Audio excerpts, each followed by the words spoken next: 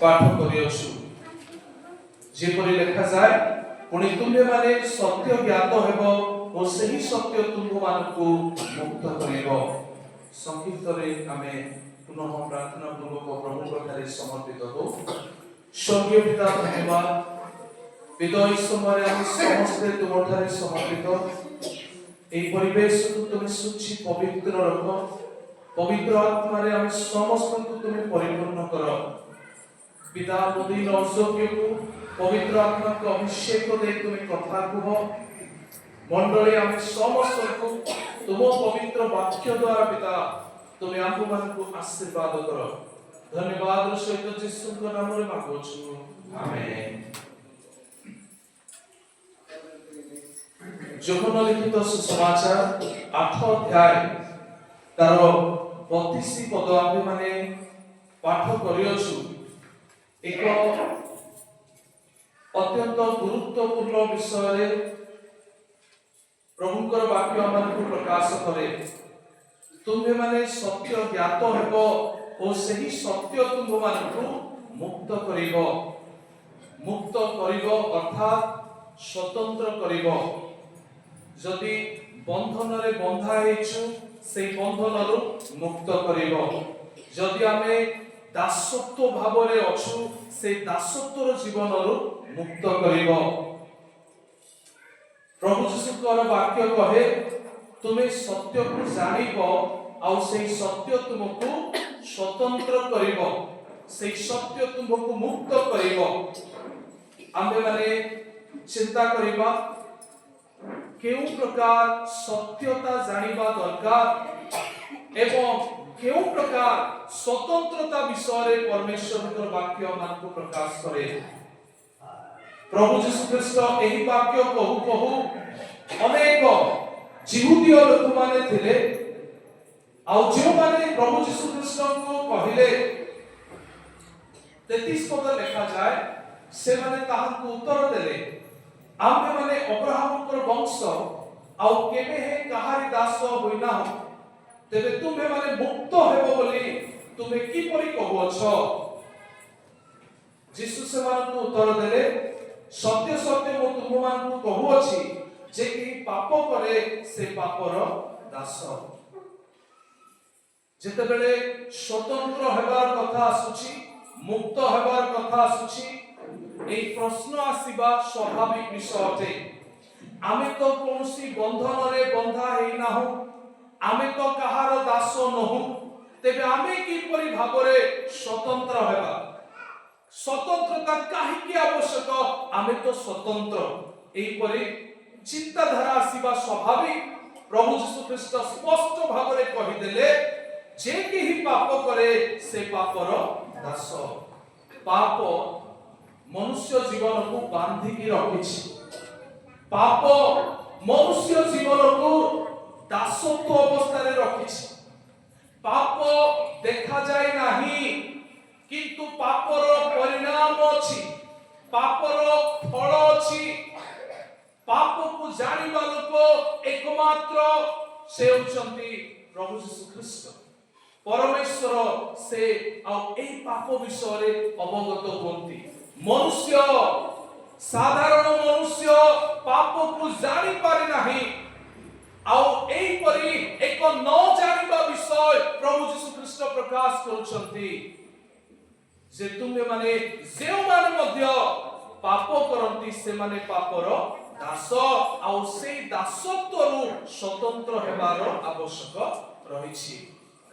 यूहन्ना लिखित सुसमाचार 8 अध्याय रे एई परि अनेक पापर विषय प्रकाश करा जाय। आमे माने 7टी विषय आमे माने देखिबा केउ प्रकार पाप विषय रे यूहन्ना 8 अध्याय रे प्रकाश करा जाय जेउथिरु प्रत्येकंकु मुक्त हेबार आवश्यक स्वतंत्र हेबार आवश्यक। प्रथमे आमे माने देखु यूहन्ना 8 अध्याय 3-4 पद लिखा जाए पढ़ि दियंतु। आओ शास्त्री और फारूसी माने व्यभिचार कर्म रे धृता जने स्त्री लोक को घेनी आसी ताहाकु मध्यस्थल रे ठिया कराई କହିଲେ, ହେ ଗୁରୁ, ଏହି ସ୍ତ୍ରୀ ଲୋକଟା ବ୍ୟଭିଚାର କର୍ମ କରୁଥିବା ସମୟରେ ଧରା ପଡ଼ିଅଛି। ଜଣେ ସ୍ତ୍ରୀ ଲୋକ ବ୍ୟଭିଚାର କାର୍ଯ୍ୟରେ ଧରା ପଡ଼ିଛି। ପ୍ରଥମ ପାପ ବ୍ୟଭିଚାରର ପାପ। ଯୋହନ 8 ଅଧ୍ୟାୟ ଆମକୁ ପ୍ରକାଶ କରେ ବ୍ୟଭିଚାର ଯାହାକି ପରମେଶ୍ୱରଙ୍କର ଘୃଣ୍ୟ ବିଷୟ ଅଟେ। 10 ଆଜ୍ଞାରେ ମଧ୍ୟ ବ୍ୟଭିଚାର ବିଷୟରେ ପରମେଶ୍ୱର କହିଲେ, ତୁମେ ବ୍ୟଭିଚାର କର ନାହିଁ। 7 ନମ୍ବର ଆଜ୍ଞା। ବ୍ୟଭିଚାର ବିଷୟରେ ଲେଖାଯାଏ ହିତୋପଦେଶ 7 ଅଧ୍ୟାୟ 23 ପଦରେ, ବ୍ୟଭିଚାର ମନୁଷ୍ୟକୁ ଏହିପରି କରେ ଯେପରି ଗୋଟିଏ ପକ୍ଷୀ, ଗୋଟେ ଚଢ଼େଇ ସେ ଯେ ଜାଲରେ ପଡ଼ିବାକୁ ଯାଉଛି, ସେ ଯେ ତା ଜୀବନ ଯେ ନଷ୍ଟ ହେବାକୁ ଯାଉଛି, କିନ୍ତୁ ସେ ଚଢ଼େଇ ଜାଣିପାରେ ନାହିଁ। ଆପେ ଆପେ ସମୟ ଆସେ, ସେ ଚଢ଼େଇ ସେ ଜାଲରେ ପଡ଼େ ଏବଂ ତା ଜୀବନ ବି ନଷ୍ଟ ହୁଏ। ବ୍ୟଭିଚାର ଏକ ଏହିପରି ବିଷୟ ଯାହାକି ହିତୋପଦେଶ 7 ଅଧ୍ୟାୟ 23 ପଦ ପ୍ରକାଶ କରେ। ତେଣୁକରି ଏହି ବ୍ୟଭିଚାର ଯେମାନେ ବ୍ୟଭିଚାରରେ ଆଉ ରତ ରୁହନ୍ତି ଜାଣିପାରନ୍ତି ନାହିଁ, କିନ୍ତୁ ସେମାନଙ୍କର ଶେଷରେ ବିନାଶ ଅବଶ୍ୟ ଅଛି। ପ୍ରଭୁ କହନ୍ତି ଏହିପରି ଏକ ପାପରୁ ସ୍ୱତନ୍ତ୍ର ହେବାର ଆବଶ୍ୟକ ରହିଅଛି। ଦ୍ୱିତୀୟରେ ଆମେମାନେ ଦେଖୁ କେଉଁ ପ୍ରକାର ପାପ। 5 ପଦ ପଢ଼ି ଦିଅନ୍ତୁ।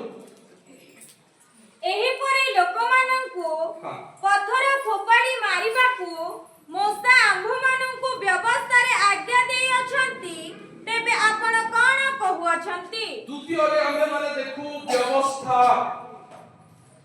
ବ୍ୟବସ୍ଥା ପାପ ନୁହେଁ, କିନ୍ତୁ ପରମେଶ୍ୱରଙ୍କର ବାକ୍ୟ କହେ 1 କରିନ୍ଥୀୟ 15 ଅଧ୍ୟାୟ 56 ପଦରେ, ପାପର ବଳ ହେଉଛି ବ୍ୟବସ୍ଥା। ପାପର ବଳ, ମୃତ୍ୟୁର ନାହୁଡ଼ ପାପ, ଆଉ ପାପର ବଳ ବ୍ୟବସ୍ଥା। এই ବ୍ୟବସ୍ଥା ସକାଶେ କିପରି ପାପ କିପରି ଭାବରେ ଦୃଢ଼ ହେଉଛି। ବ୍ୟବସ୍ଥା କହିଲେ ଏହା ସାଧାରଣ ନୀତି ନିୟମ କିପରି ଭାବରେ ଆମ୍ଭମାନଙ୍କୁ ଜୀବନ ଯାପନ କରିବା ଆବଶ୍ୟକ। ଗୋଟେ ନୀତି ନିୟମ ମନେ ରଖିବା, এই ବ୍ୟବସ୍ଥା କିପରି ପାପର ବଳ ହେଉଛି।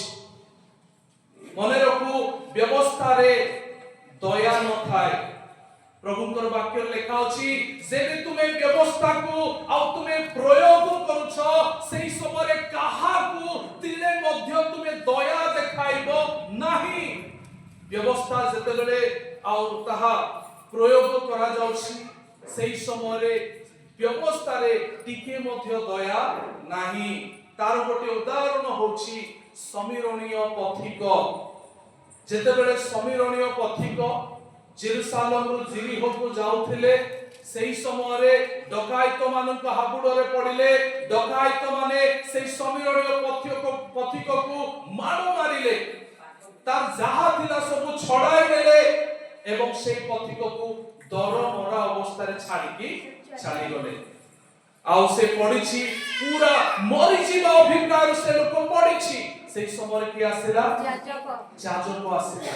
যাজক আসিলে এই লোক মরিকি পড়েছি, কিন্তু সে আর কিছু সাহায্য কলে নাই, আর কোন সাইড হেকি ছাড়ি গলে।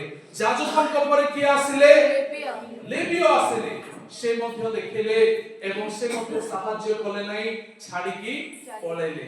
কিন্তু জনে সমীরণীয় লোক যে কি এ ব্যবস্থা কিছু জনা নাই। দুই জন ব্যবস্থা জানিছন্তি, আউ জনে লোক ব্যবস্থা জনা নাই।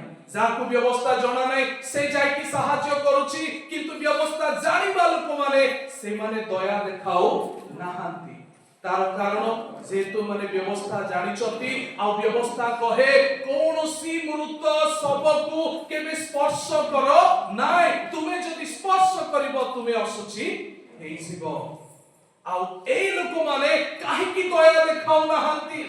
এই ଲୋକମାନେ କାହିଁକି ସାହାଯ୍ୟ କରୁ ନାହାନ୍ତି? ଯେହେତୁ ଏମାନଙ୍କୁ ବ୍ୟବସ୍ଥା ତାହା କରିବା ପାଇଁ ବାରଣ କରିଛି।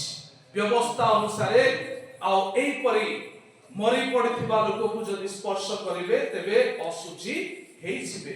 ତେଣୁ କରି ଏହି ବ୍ୟବସ୍ଥା ପାଳନକାରୀ ମାନେ मरी गले मरी जातु पछे किंतु सेमानकु दया प्रदर्शन करू नाहांती। द्वितीय रे दया रे हृदय न थाए, व्यवस्था रे हृदय न थाए। व्यवस्था केवल बाहिक क्रिया कर्म अटे, व्यवस्था रे हृदय न थाए। उदाहरणतः आमाने देखु जने धनी युवा जे कि यीशुଙ୍କ पाखକୁ आसी कहउछंती प्रभु अनंत जीवनर अधिकारी हेबा निमंते मु कोन करिबी। यीशु कहले जाओ व्यवस्था रे कोन लेखा अछि एई सब विषय से कहले प्रभु मु बाल्य कालरु एई सब व्यवस्था को मु पालन करी आसी गोटे मध्य उडा नै सब पालन करिसंती। तथापि प्रभु यीशु कहउछंती तुमर गोटे उडा अछि, तुमर अनेक संपत्ति अछि, तुमे जाओ से समस्त बिक्री करी जो माने दीन दरिद्र गरीब से मानकु तुमे दान कर आ मोहर अनुगमन कर। सेई समय तार बहुत टंका थिला आ सेई सब छाड़ीबा पाई नाराज आ से तार टंका पाई यीशुଙ୍କୁ ही छाड़ी देला किंतु टंका छाड़ी पारिला नाय। ता माने सब व्यवस्था पालन करिछि सत किंतु तार हृदय रे जो परमेश्वर रहिबा कथा ताहा नै केवल बाहिक क्रिया कर्म करिछि, आंतरिकता रे हृदय रे नुह हृदय रे लोभ अछि, हृदय रे लोभ अछि। व्यवस्था बाहिक क्रिया कर्म अटे, एहा हृदय रो संपृक्ति नुहे। आज आमान को प्रकाश करा जाय जे व्यवस्था अछि ताहा रीति नीति अटे, व्यवस्था नीति नियम विषय अटे। मने रखिबा आत्मिक जीवन व्यवस्था रु मध्य ऊर्ध्वरे रहिछि। आत्मिक जीवन रीति नीति रो जीवन रु मध्य ऊर्ध्वरे। आत्मिक जीवन आम मानकर समस्त नीति नियम ठारु मध्य ऊर्ध्वरे। प्रिय माने अनेक समय आमनकर जीवन पूरा रीति नीति सहित बहुत जड़ित। रविवार दिन ही गोटे उपासनार दिन, मते रविवार दिन ही जीवार अछि, आमर मन रे गोटे फिक्स हे जाय थाए। आमर रीतिनीति एपरी हे जाय थाए, एतकी टंका ही मते दान देबार अछि। सब दिन आसले सेगा रिपीट होथिबो, सब वर्ष को वर्ष ताहा रिपीट होथिबो। मन रे गोटे रीतिनीति गोटे नै कि बांधी देई थाओ, एतकी टंका ही मते दान देबार अछि, रविवार दिन ही मते गिरजा करबार अछि, एमती ही मोर प्रार्थना करिवार अछि। किंतु प्रभु कहंती ए सब रीतिनीति ठारो आमे माने ऊर्ध्व को आसीबा केवल रविवार काहे उपासना रो जेबे जेबे मंडली को उपासना होछु आमे जोग देबार आवश्यक। जेबे जेबे प्रार्थना होछि प्रार्थना रे पढिबार आवश्यक। दान केवल रविवार नुहे, केवल मंडली को नुहे, केवल गोटे फिक्स अमाउंट नुहे। आमे आओ दिन गरीब अनेक प्रभु को राज्य पाए सुसमाचार कार्य पाए आमे दान दे पढिबा। प्रिय माने प्रभु कहंती जे आत्मिक जीवन व्यवस्था रो जीवन ठारो ऊर्ध्वरे अटे। हालेलुया।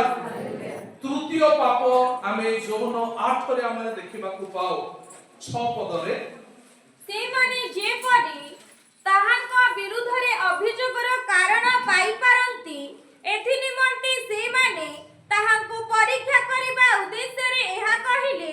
किंतु यीशु अधमुख होई अंगुली द्वारा भूमि रे लिखिबा को लागिले। आउ गोटे पाप विषय लेखा अछि अन्यर विचार करिबा। प्रभुकर वाक्य कहे गीत संहिता 19 अध्याय तार 12 पद रे पढि दियंतु। आपणा भ्रांति सब किए बुझी पारे, तुमे गुप्त दोषरु मते परिष्कार कर। आपणा भ्रांति सब किए बुझी पारे। फारूसी शास्त्री माने ए स्त्री को धरी से माने यीशुଙ୍କର पाख को आनिले एवं कहउछंती ए स्त्री आउ से व्यभिचार कार्य करू करू धरा पड़िथिबा हेतु मौसा कहउछंती पत्थर फोपाड़ी मारिबा पाए आपण कोन कहउछंती। से स्त्री को रखी समस्त तांको देखउछंती এই এমতি পাপ করেছি, এই ব্যভিচার পাপ করেছি, ଆଉ এইপରି ଗୋଟେ କଳଙ୍କିନୀ ଅଟେ ସମସ୍ତେ ତାଙ୍କୁ କହୁଛନ୍ତି। ଆଉ ସମସ୍ତେ ଏହି ସ୍ତ୍ରୀଙ୍କ ବିରୁଦ୍ଧରେ ଅଭିଯୋଗ କରୁଛନ୍ତି। ଏହା ମଧ୍ୟ ଗୋଟେ ପାପ। ଆଉ ପ୍ରଭୁ ଯୀଶୁ ଖ୍ରୀଷ୍ଟ ସେମାନଙ୍କୁ କହୁଅଛନ୍ତି ଯେ ଯାହାକି ଆମେ ମାନେ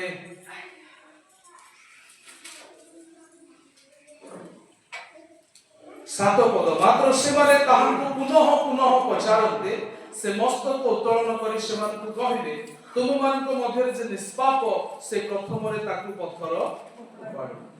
ପ୍ରଭୁ ଯୀଶୁ ଖ୍ରୀଷ୍ଟ ପ୍ରତ୍ୟେକ ସେ ପାପୀ ଏହା ପ୍ରକାଶ କରୁଛନ୍ତି। ଅର୍ଥାତ୍ ଅନ୍ୟକୁ ଆଉ ଆରୋପ କରିବା, ଅଭିଯୋଗ କରିବା, ଅନ୍ୟର ବିଚାର କରିବା ପ୍ରଭୁ ଯୀଶୁ ଖ୍ରୀଷ୍ଟ ଚାହାନ୍ତି ନାହିଁ। ଯୀଶୁ କହିଲେ ମୁଁ ମଧ୍ୟ ତୁମର ବିଚାର କରୁନାହିଁ। ଯଦି ଦେଖିବେ ଜିହୁଦା ପୁସ୍ତକରେ ମୋଶାଙ୍କର ଶବକୁ ନେଇ ସ୍ୱର୍ଗର ପ୍ରଧାନ ଦୂତ ଯେ ମିଖାଏଲ ଏବଂ ଲୁସିଫର ମଧ୍ୟରେ ବିବାଦ ଆରମ୍ଭ ହେଲା। ଲୁସିଫର କହୁଛି এই ମୋଶାଙ୍କର ଶବ ଆଉ ତାହା ଆମେ ନେବା, ସେଇଟା ତାର ଉପରେ ଆମର ଅଧିକାର ଅଛି। ମିଖାଏଲ ଆଉ ସେ ବାଦ କରୁଛନ୍ତି। ସେହି ସମୟରେ ଲେଖା ଅଛି ମିଖାଏଲ ମଧ୍ୟ এই ଲୁସିଫର ଶୈତାନର ବିଚାର କରିବା ପାଇଁ ସାହସ କଲେ ନାହିଁ। ଆଉ ସେ କହୁଛନ୍ତି ପ୍ରଭୁ ତୁମକୁ କଥା କୁହନ୍ତୁ। ଅନ୍ୟମାନଙ୍କ ବିଷୟରେ ନ କହିବା ପାଇଁ ପ୍ରଭୁ ଆହ୍ୱାନ ଦିଅନ୍ତି ଯେ ଅନ୍ୟର ବିଚାର କରିବା ମଧ୍ୟ ଏକ ପାପ, ଯେହେତୁ ଆମେମାନେ ପାପୀ ମନୁଷ୍ୟମାନେ। ଦିନେ ସାଉଲ ଯେ ବ୍ୟବସ୍ଥାର ଛାତ୍ର ଥିଲେ, ସାଉଲ ସବୁ ଜାଣିକି କହୁଥିଲେ ଏହି ଲୋକମାନେ ପାପୀ। ପରବର୍ତ୍ତୀ ସମୟରେ ଯେତେବେଳେ ଯୀଶୁ ତାଙ୍କୁ ଧରିଲେ ସାଉଲଙ୍କର ଜୀବନ ପରିବର୍ତ୍ତନ ହେଇଗଲା। ଆଉ ସେ କହୁଛନ୍ତି ସମସ୍ତ ପାପୀ ମାନଙ୍କ ମଧ୍ୟରେ ପ୍ରଧାନ ପାପୀ ହେଉଛି ମୁଁ। ଅନ୍ୟମାନଙ୍କୁ ଦେଖେଇବା ପୂର୍ବରୁ ଆମେ ନିଜକୁ ଦେଖିବା, ଯେହେତୁ ଆମେ ସମସ୍ତେ ପାପୀ, କେହି କାହାକୁ କହିପାରିବେ ନାହିଁ। ପ୍ରିୟମାନେ, ପ୍ରଭୁ ଯୀଶୁ ଖ୍ରୀଷ୍ଟ କହନ୍ତି ଏହିପରି ଜୀବନରୁ ଆମ୍ଭମାନଙ୍କୁ ମୁକ୍ତ ହେବାକୁ ହେବ। ଚତୁର୍ଥରେ ଆମେ ମାନେ ଦେଖୁ 24 ପଦ, ତେଣୁ ତୁମ୍ଭେମାନେ ଯେ ହଁ। ଆପଣ ଆପଣ ପାପରେ ମରିବ, ହଁ। ମୁଁ ତୁମ୍ଭମାନଙ୍କୁ ଏହା କହିଲି, କାରଣ ମୁଁ ଯେ ସେହି ବ୍ୟକ୍ତି ଏହା ତୁମ୍ଭେମାନେ ବିଶ୍ୱାସ ନ କଲେ ଆପଣ ଆପଣ ପାପରେ ମରିବ। ଅବିଶ୍ୱାସର ପାପ। ଯଦି ଯୀଶୁଙ୍କ ଠାରେ କେହି ବିଶ୍ୱାସ କରିନାହାନ୍ତି ତାମାନେ ସେମାନେ ପାପରେ ଅଛନ୍ତି। ଲେଖାଯାଏ ରୋମିଓ ତାର 1:17 ପଦରେ କେବଳ ବିଶ୍ୱାସ ଦ୍ୱାରା ହିଁ ଜଣେ ଲୋକ ଧାର୍ମିକ ହେଇପାରିବ। ଅର୍ଥାତ୍ ଅବିଶ୍ୱାସ ଏକ ପାପ। ପ୍ରଭୁ ଯୀଶୁଙ୍କ ଠାରେ ଯଦି ଆମେ ବିଶ୍ୱାସ କରୁନାହୁଁ ତେବେ ତାହା ପାପ। ଆଉ এই ଅବିଶ୍ୱାସର ପାପରୁ ମୁକ୍ତ ହେବାକୁ ହେବ, ଏହା ପ୍ରଭୁ ଯୀଶୁ ଖ୍ରୀଷ୍ଟ ପ୍ରକାଶ କରନ୍ତି। ପଞ୍ଚମରେ 33 ପଦ ପଢି ଦିଅନ୍ତୁ। ସେମାନେ ତାହାଙ୍କୁ ଉତ୍ତର ଦେଲେ, ହଁ। ଆମ୍ଭେମାନେ ଅବ୍ରାହମଙ୍କ ବଂଶ, ହଁ। ଆଉ କେବେ ହିଁ କାହାରି ଦାସ ହୋଇନାହୁଁ। ତେବେ ତୁମ୍ଭେମାନେ ମୁକ୍ତ ହେବ ବୋଲି ତୁମ୍ଭେ କିପରି କହୁଅଛ? 39 ପଦ 39। ସେମାନେ ତାହାଙ୍କୁ ଉତ୍ତର ଦେଲେ, ଅବ୍ରାହମ ଆମ୍ଭମାନଙ୍କ ପିତା। ଯୀଶୁ ସେମାନଙ୍କୁ କହିଲେ, ଯଦି ତୁମ୍ଭେମାନେ ଅବ୍ରାହମଙ୍କ ସନ୍ତାନ ତେବେ ଅବ୍ରାହମଙ୍କ କର୍ମ କର। এই ସ୍ଥାନରେ ଆଉ ଗୋଟିଏ ପାପ ଆମେ ଦେଖୁ, ଗର୍ବ, ଅହଙ୍କାର। ଆଉ ଯାହା ସେମାନେ ନିଜର ପରିଚୟକୁ ନେଇ ଆଉ ଗୋଟେ ଗର୍ବ ସେମାନେ ପ୍ରକାଶ କରୁଥିଲେ ଯେ ଆମେ ଅବ୍ରାହମଙ୍କର ବଂଶ, ଅବ୍ରାହମ ଆମ୍ଭମାନଙ୍କର ପିତା, ଆମେ ଅବ୍ରାହମଙ୍କର ସନ୍ତାନ। ଅବ୍ରାହମଙ୍କୁ ନେଇ ସେମାନେ ଦର୍ପ କରୁଥିଲେ, ଗର୍ବ କରୁଥିଲେ, କିନ୍ତୁ ଅବ୍ରାହମଙ୍କର ପରି କାର୍ଯ୍ୟ ସେମାନଙ୍କର ନଥିଲା। ପ୍ରଭୁ ଯୀଶୁ ଖ୍ରୀଷ୍ଟ ଏହି ବାକ୍ୟ ମାଧ୍ୟମରେ ଉଜାଗର କରନ୍ତି ଗର୍ବ, ଯାହାକି ପରମେଶ୍ୱର କେବେ ମଧ୍ୟ ତାହା ଚାହାନ୍ତି ନାହିଁ। ଲେଖାଯାଏ ହିତୋପଦେଶ ତାର 16:18 ପଦରେ ଗର୍ବ ବିନାଶ ଆଡ଼କୁ ନିଏ। ପଢି ଦିଅନ୍ତୁ। ଅହଙ୍କାର ସର୍ବନାଶର ସମ୍ମୁଖରେ ଥାଏ, ଅହଙ୍କାର ସର୍ବନାଶର ସମ୍ମୁଖରେ ଥାଏ, ପୁଣି ଦାମ୍ଭିକ ମନ ପତନ ପୁଣି ଦାମ୍ଭିକ ମନ ପତନର ସମ୍ମୁଖରେ ଥାଏ। ଅର୍ଥାତ୍ ଅହଙ୍କାର ଗର୍ବ ଯୋ ଦାମ୍ଭିକତା ଆଉ ତାହା ପତନ ଆଡକୁ ନେଇଯାଏ। ପ୍ରଭୁ ଯୀଶୁ ଖ୍ରୀଷ୍ଟ ଚାହାନ୍ତି ଏଇପରି ଏକ ଆଉ ଜୀବନରୁ ଆମେ କିପରି ମୁକ୍ତ ହେବା। ଯୀଶୁଙ୍କୁ ଯେଉଁ ଜୀବନ ପସନ୍ଦ, ଯୀଶୁଙ୍କ ସହିତ ଯେଉଁ ଜୀବନ ମିଶିକି ଚାଲିପାରେ, ଏହିପରି ଏକ ଜୀବନ ହେବା ନିମନ୍ତେ ପ୍ରଭୁ ଯୀଶୁ ଚାହାନ୍ତି। ତେଣୁକରି ଏହି ପ୍ରକାର ଏକ ଅହଂଭାବ, ଏକ ଗର୍ବର ଜୀବନରୁ ମୁକ୍ତ ହେବା ପାଇଁ ପ୍ରଭୁ ଯୀଶୁ ଖ୍ରୀଷ୍ଟ ଚାହାନ୍ତି। ଷଷ୍ଠରେ ଆମେ ମାନେ ଦେଖୁ ମିଥ୍ୟା, ଯାହାକି 44 ପଦ ଆମମାନଙ୍କୁ ପ୍ରକାଶ କରେ। ତୁମ୍ଭେମାନେ ତୁମ୍ଭମାନଙ୍କର ପିତା ହଁ। ଶୟତାନ ଠାରୁ ଉତ୍ପନ୍ନ, ଆଉ ତୁମ୍ଭମାନଙ୍କ ପିତାର କାମନା ସାଧନ କରିବା ହଁ। ତୁମ୍ଭମାନଙ୍କର ଇଚ୍ଛା। ହଁ। ସେ ଆଦ୍ୟରୁ ନରଘାତକ, ହଁ। ଆଉ ସେ ସତ୍ୟରେ ରହି ନାହିଁ, କାରଣ ତାହାଠାରେ ସତ୍ୟ ନାହିଁ। ଯେତେବେଳେ ସେ ମିଥ୍ୟା କହେ, ହଁ। ସେତେବେଳେ ସେ ନିଜଠାରୁ କହେ, କାରଣ ସେ ମିଥ୍ୟାବାଦୀ ଓ ମିଥ୍ୟାବାଦୀର ପିତା। ମିଛ କହିବା ଏହା ମଧ୍ୟ ଗୋଟେ ପାପ। ଅନେକ ସମୟରେ ଆମମାନଙ୍କର ଜୀବନ ବିଭିନ୍ନ ମିଥ୍ୟା ବିଷୟରେ ଆଉ ତାହା ପରିପୂର୍ଣ୍ଣ। ଅନେକ ସମୟରେ ଆମେମାନେ ଅନେକ ଯାହା ମିଥ୍ୟାର ବିଷୟ ଅଟେ, ଯାହା ସତ୍ୟ ନୁହେଁ, ତାକୁ ଧରିକି ଆମେ ଚାଲିଥାଉ। ପ୍ରଭୁ ଯୀଶୁ ଖ୍ରୀଷ୍ଟ କହନ୍ତି ଏହିପରି ମିଥ୍ୟା ତାହା ଶୈତାନ ଠାରୁ ଆସେ, ଯେହେତୁ ଶୈତାନ ସେ ମିଥ୍ୟାବାଦୀ ଅଟେ। ପ୍ରଭୁଙ୍କର ବାକ୍ୟ ଏହି ସମୟରେ ଉଜାଗର କରେ ମିଥ୍ୟା ଏକ ଏହିପରି ପାପ ଅଟେ, ଯାହା ମନୁଷ୍ୟ ଅନେକ ସମୟରେ ଜାଣିକି ବା ନ ଜାଣିକି ମଧ୍ୟ ଧରିଥାଏ। এই যে মিথ্যা, এথিরু ଆମେ ମାନେ কিপରି মুক্ত ହେବା, ତାହା ପ୍ରଭୁ ଯୀଶୁ ଖ୍ରୀଷ୍ଟ ଆମମାନଙ୍କ ଜୀବନ ପାଇଁ ଚାହାନ୍ତି। ଶେଷରେ ସପ୍ତମ ଆଉ ପଏଣ୍ଟ ଆମେ ଦେଖୁ 40 ପଦରେ କେଉଁ ପ୍ରକାର ପାପ ବିଷୟ ଲେଖା ଅଛି। କିନ୍ତୁ ଯେ ଈଶ୍ୱରଙ୍କ ଠାରୁ ଶୁଣିଥିବା ହଁ। ସତ୍ୟ ତୁମ୍ଭମାନଙ୍କୁ କହୁଅଛି, ହଁ। ଏପରି ଲୋକ ଯେ ମତେ ତୁମ୍ଭେମାନେ ଏବେ ବଧ କରିବାକୁ ଚେଷ୍ଟା କରୁଅଛ, ଅବ୍ରାହମ ଏପରି କର୍ମ କଲେ ନାହିଁ। 68 ପଦ ପଢି ଦିଅନ୍ତୁ, ଶେଷ ପଦ। ସେଥିରେ ସେମାନେ ତାହାଙ୍କ ଉପରକୁ ଫୋପାଡ଼ିବା ନିମନ୍ତେ ପଥର ଉଠାଇଲେ, କିନ୍ତୁ ଯୀଶୁ ଗୋପନରେ ମନ୍ଦିରରୁ ବାହାରି ଗଲେ। ବଦ୍ଧ କରିବା ମର୍ଡର, ଏହା ମଧ୍ୟ 10 ଆଜ୍ଞାରେ ଆମେ ମାନେ ଦେଖୁ। ତୁମ୍ଭେ ନରହତ୍ୟା କରିବ ନାହିଁ, ବଦ୍ଧ କରିବା, ମାରିଦେବା, ନଷ୍ଟ କରିଦେବା।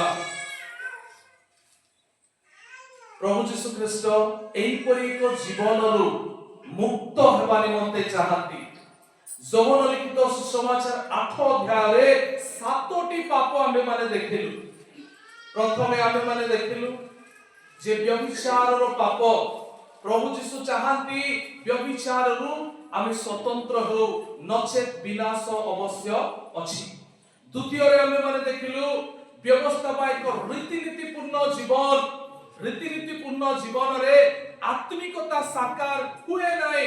ଆତ୍ମିକତାର ଜୀବନ ରୀତିନୀତି ଠାରୁ ঊର୍ଧ୍ୱରେ ଅଟେ। ପ୍ରଭୁ ଚାହାନ୍ତି ଆତ୍ମିକ ଜୀବନରେ ବଢିବା ପାଇଁ। ତୃତୀୟରେ ଆମେ ମାନେ ଦେଖିଲୁ ଅନ୍ୟମାନଙ୍କର ବିଚାର କରିବା। ଅନ୍ୟମାନଙ୍କର ବିଚାର କରିବା ନିମନ୍ତେ ପ୍ରଭୁ ଆମମାନଙ୍କୁ କେବେ ଆହ୍ୱାନ କରିନାହାନ୍ତି। ଅଭିଯୋଗ କରିବା କେବଳ ଶୈତାନର କାର୍ଯ୍ୟ। ଶୟତାନର ଆକ୍ଷରିକ ଅର୍ଥ ହେଉଛି ଅଭିଯୋଗକାରୀ। ଶୈତାନର ଅର୍ଥ ହେଉଛି ଅଭିଯୋଗକାରୀ। ତେଣୁକରି ଯେତେବେଳେ ଆମେ ପରସ୍ପର ଅଭିଯୋଗ କରିବା, କେବେ ମଣ୍ଡଳୀର ନିଷ୍ଠା ହେଇପାରିବ ନାହିଁ। ଆମେ ମାନେ ତେଣୁକରି ପ୍ରଭୁ ଆହ୍ୱାନ ଦିଅନ୍ତି ଏହିପରି ଏକ ଜୀବନରୁ ମୁକ୍ତ ହେବା ପାଇଁ। ଚତୁର୍ଥରେ ଆମେ ମାନେ ଦେଖିଲୁ ଅବିଶ୍ୱାସ ରୂପ ପାପ। ପ୍ରଭୁ ଯୀଶୁଙ୍କ ଠାରେ ପୂର୍ଣ୍ଣ ବିଶ୍ୱାସ ସେ ଚାହାନ୍ତି, ଅବିଶ୍ୱାସ ନଥାଉ। ପଞ୍ଚମରେ ଗର୍ବ ବା ଅହଙ୍କାର ରୂପକ ପାପ। ଆମେ ମାନେ ଚିନ୍ତା କଲୁ ଅହଙ୍କାରର ଆଉ ପତନର ପୂର୍ବେ ଅହଙ୍କାର ଥାଏ, ମାନେ ଅହଙ୍କାର ପରେ ପରେ ପତନ ଆସିଯାଏ। ପ୍ରଭୁ ଯୀଶୁ ଚାହାନ୍ତି आमे प्रभु यीशु ख्रीष्ट को आम जीवन रे आमे मुख्य स्थान दे निजको आमे चूर्ण करी प्रभु कठारे समर्पित जीवन काटिबा जद्वारा एथिरु मुक्त हे आमे प्रभु को सहित जीवन अतिबाहित करिबा। षष्ठ विषय आमे देखिलु मिथ्या बा मिछ कहिबा विषय रे मिथ्यावादी होछि शैतान। आमे माने समस्त जहा सत्य ताहा धरी रखिबा मिथ्यार विषय को छाड़िबा। सप्तम विषय होछि बध बा मर्डर बधर पाप। प्रभु यीशु ख्रीष्ट आउ से आम मानक सकाशे आम मानकर जीवन जेपरि आमे अनंत जीवन पाइबा एथि पाए से मृत्युवरण कले। आमे माने जो द्वारा ताहांकर से त्याग सकाशे तांकर प्रेम रे आमे बंधा जिबा। काहाकू मारा मारी नाही काहाकू पिटा पिटी नाही किंतु से प्रेम रे बंधा जीवन निमंते एई परी एक बद्ध करिबार मनोभाव को प्रभु यीशु ख्रीष्ट क्रूस रे हत करिसंती। प्रभु मंडली को तांक लोकमान को आभार दियंती जे बद्ध नुहे जीवन बा प्रेम प्रेम ही मंडली को जीवन को ताहा उजागर करे। तेणु करी प्रभु यीशु ख्रीष्ट जेते बेले समस्त रु से आमानकु मुक्त हेबा पई चाहंती की परि आमे मुक्त हेबा ताहा एक गुरुत्वपूर्ण विषय। यीशु कहले तुमे सत्य को ज्ञात हेबो आ से सत्य तुमको मुक्त करिवो। सत्य को जानिबा द्वारा ही आमे मुक्त हे परिबा। हालेलुया। मने रखिबा दुई प्रकार जानिबा अछि। गोटे जागतिक विषय को जानिबा आउ गोटे होछि जे सत्य को यीशु चाहुछंती सेही सत्य को जानिबा। यीशु के प्रकार सत्य को जानिबा पई चाहंती। यीशु कहले मु पथ सत्य ओ जीवन अर्थात जे सत्य यीशु ख्रीष्ट जानिबा पई चाहंती सेही सत्य होचंती निजे प्रभु यीशु ख्रीष्ट अटंती। हालेलुया। तेबे यीशु ख्रीष्ट को जानिबा एवं जागतिक सत्यता को जानिबा मध्यरे पार्थक्य कोन अछि? जगत रे अनेक विषय अछि अनेक विषय हमें जानि थाओ अनेक सत्यता को जागतिक विषय रे हमें जानि थाओ किंतु यीशु को जानिबा मध्यरे डिफरेंस कोन पार्थक्य कोन जागतिक जानिबा विषय रे प्रभुकर वाक्य कोन कहे ठीक पढ़ी देबा। प्रथम कोरिन्थिय तार 8 अध्याय 1 पद। देवप्रसाद संबंधरे मोहर उत्तर एही आंभ समस्तकर ज्ञान अछि बोली तुमे माने जाहा कहछ ताहा आम्भे माने जानु ज्ञान अहंकार जन्माए किंतु प्रेमरो निष्ठा जात हुए। हालेलुया। जागतिक ज्ञान अहंकार आनि दिए। जागतिक भावरे जदि आमने भलो पाठ पढिबा उच्च शिक्षित हेबा अनेक विषय को जानिबा प्रभुकर वाक्य कहे एई परि जागतिक जानिबा मस्तिष्क पूर्ण ज्ञान एहा मनुष्य को अहंकार को आनि दिए। अहंकार जते बेले आसे ताहा केबे निष्ठार विषय हे पारिबो नाही। द्वितीय रे एही अधिक जानिबा जागतिक विषय को जानिबा द्वारा कोन हुए उपदेशक 1 अध्याय तार 18 पद आमे पाठ करिबा। कारण बहुत ज्ञान रे बहुत क्लेश थाए पुणी जे विद्या वृद्धि करे से दुख वृद्धि करे। की प्रकार कथा प्रभुकर वाक्य कहछि जदि बेसी ज्ञानी हेबा माने बेसी दुख बढ़िबो बेसी विद्या वृद्धि हेले बेसी दुख बढ़िबो अधिक ज्ञानी हेले दुखी केमती हेबा बेसी जानिले क्लेश केउआरो आसीबो। प्रभुकर वाक्य कहे जते बेला हम जानुछु अनेक समय रे अनेक विषय को जानिबा द्वारा लोक मानक विषय रे जानिबा द्वारा व्यवहार विषय रे जानिबा द्वारा कार्यकलाप विषय रे जानिबा द्वारा नितांत जेतु मनुष्य पापरे आ लीन मनुष्य पापमय कार्य आमे करिथाओ सब जानिबा द्वारा हमकु नितांत कष्ट आसे हर्ट हुए दुख आसे। जो माने से विषय को जानती नाही से दुख मध्य आसीबो नाही।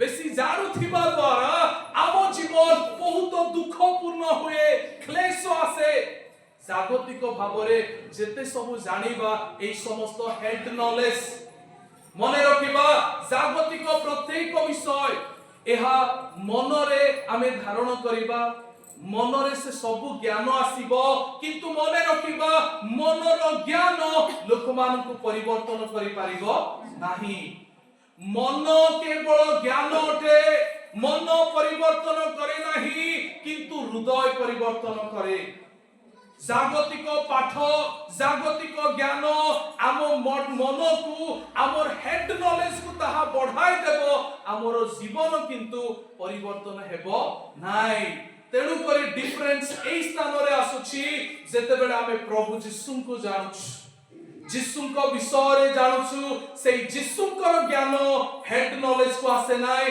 यीशु को ज्ञान मन रे रहि नाइ यीशु को ज्ञान हृदय मध्य को आसे आउ से हृदय ही जन व्यक्ति को परिवर्तन करे हालेलुया परमेश्वर वाक्य कहे आमे तुम्हरो ए प्रस्तरमय हृदय को काढी नेबा एवं एक नूतन मांसमय हृदय तुम ठारे स्थापन करिबा प्रभु यीशु ख्रीष्ट जेते बेले आमे यीशु को जानिबा जेते बेले आमे यीशु को निकटवर्ती हेबा यीशु को सहित अधिक आमे छालिबा सेही समय यीशु आम हृदय मध्य को आसीबे एवं धीरे धीरे धीरे से आमान को परिवर्तन करिबे प्रभु यीशु ख्रीष्ट आम मन मध्य रे रहिबा पई चाहंती नाही आम मध्य रे मन यीशु को रहिबा जागा नुह आमर जागतिक पाठ हुए तो रहिबा पई मस्तिष्क बा मन अछि किंतु यीशु को रहिबा स्थान होछि आमर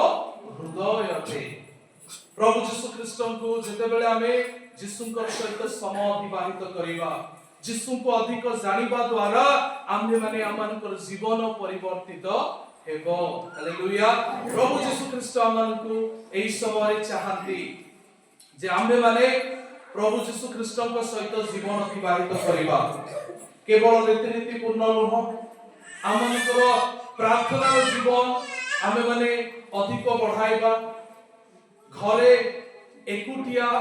एकुटिया जो प्रार्थना माने करिथाओ व्यक्तिगत प्रार्थना बहुत आवश्यक प्रभु यीशु ख्रीष्ट कहिले तुम गुप्त कोठरी रे प्रवेश करो प्रिय भाई भणी माने प्रभु आमान को आह्वान दियंती हमर जो गुप्त कोठरी रो प्रार्थना आमे माने जो एकुटिया में प्रभु यीशु को ठारे प्रार्थना करूछु सेही प्रार्थनार जीवन आउ दृढ़ हो जेतु एकुटिया गुप्त कोठरी रे प्रार्थना मु एवं मोरो यीशु आमे आम प्रभु यीशु को सहित आमे कथा हेथाओ मोसा एकुटिया परमेश्वर को सहित कथा हैला समय रे तांकर मुख उज्जवल हे गला मोर प्रिय माने एकुटिया आमे आ प्रार्थना को माने गुरुत्व देबा सेही परि भाबरे प्रभुकर वाक्य को गुरुत्व देबा पवित्र आत्मा को निमंते सर्वदा प्रार्थना करिबा मु जाने ना हमें केते जन प्रार्थना करूछु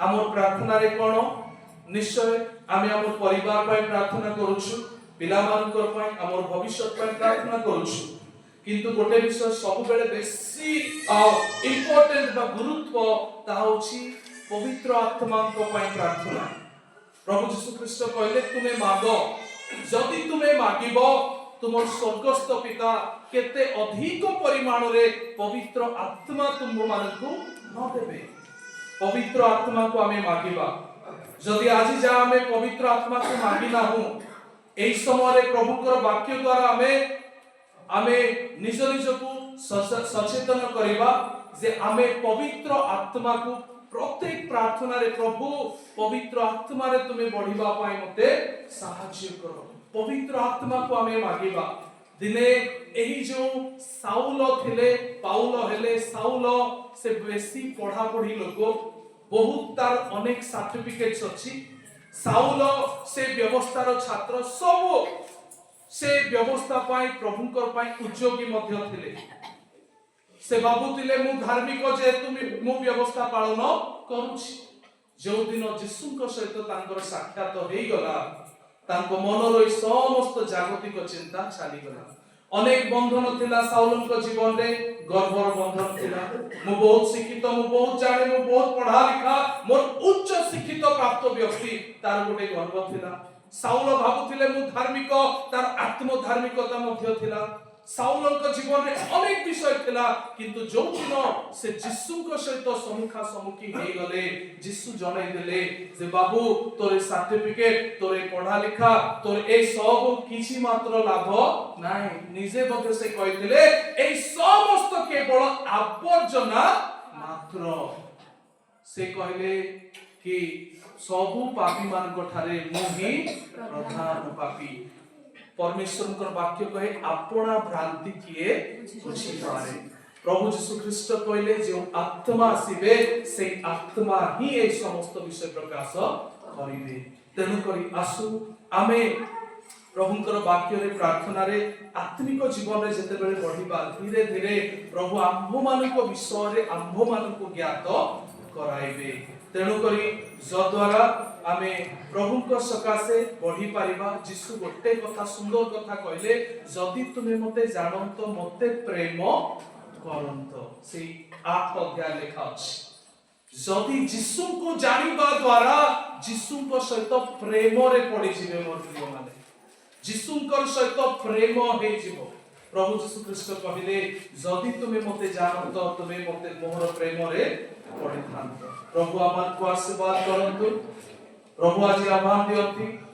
तुमे माने सत्य को ज्ञात हेबो आ से सत्य तुमको मुक्त करिवो अनेक पाप अछि किंतु सेतिरो मुक्त हेबा पाई प्रभु यीशु ख्रीष्ट को आमे माने अधिक रु अधिक आमे ताहांकर निकटवर्ती हेबा यीशु को सहित गमनागमन करिबा द्वारा अनेक जागतिक जोटा कि किछि आवश्यक नै फॉर एग्जांपल मंडली मानकरे आमे देखु कर्मकर्ता कर्मकर्त्री ए सब को नै अनेक समय आमे मुंड ऊपर रखु आ अनेक जागतिक विषय सब अनेक विषय रही थाए किंतु ए सब चाली जीव ए सब रहिबो नै जते बेले आमे माने धीरे धीरे आत्मिक जीवन रे बढ़िबा आमे परस्पर को उत्साह देबा आरंभ करिबा परस्पर को आमे प्रेम करिबा परस्पर को आमे माने आहुरी आगु को बढ़ाइबा प्रिय माने प्रभु यीशु ख्रीष्ट जे आम्भ मानकर कर्ता दिन आसीबो आमे